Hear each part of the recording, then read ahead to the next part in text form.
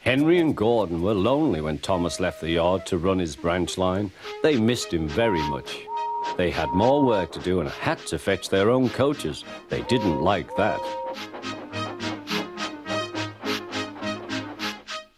James grumbled too. "We get no rest, we get no rest," they all complained. But the coaches only laughed. "You're lazy and slack, you're lazy and slack," they answered. Altogether, the engines were causing the Fat Controller a great deal of trouble.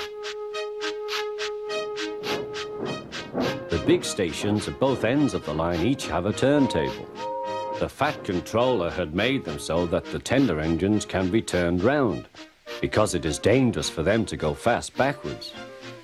Tank engines like Thomas don't need turntables. They can go just as well backwards as forwards. But to hear Gordon talk, you would have thought that the Fat Controller had given him a tender just to show how important he was.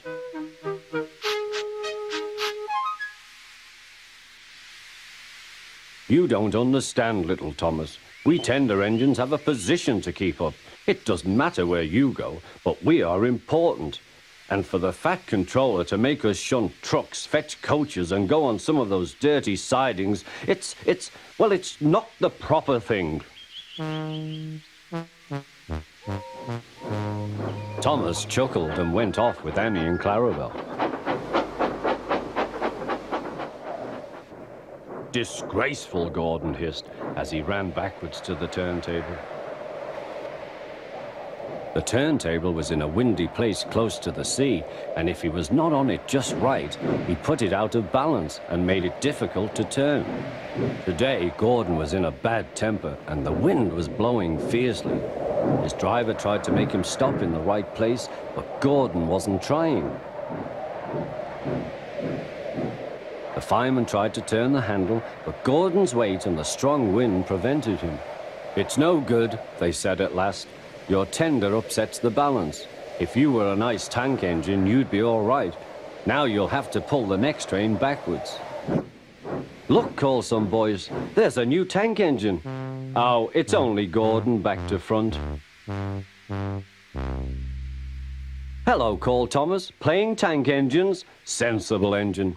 Take my advice, scrap your tender and have a nice bunker." Gordon said nothing. Even James laughed when he saw him.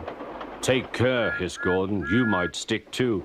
"No fear," chuckled James, "I'm not so fat as you." "I mustn't stick," thought James. He stopped on just the right place to balance the table. It could now swing easily. Gordon arrived in time to see everything. James turned much too easily. The wind puffed him round like a top. He couldn't stop.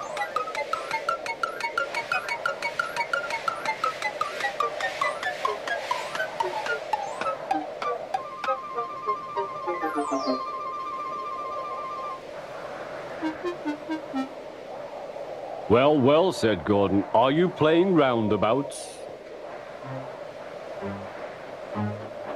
Poor James, feeling quite giddy, rolled off to the shed without a word.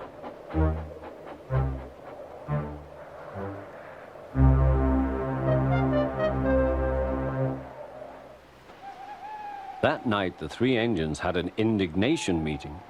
"It's shameful to treat tender engines like this. Gordon has to go backwards and people think he's a tank engine. James spins round like a top and everyone laughs at us. And to add to that, the Fat Controller makes us all shunt in dirty sidings. Blech!" "Listen," said Gordon. He whispered something to the others. "We'll do it tomorrow. The Fat Controller will look silly." The engines had decided to go on strike.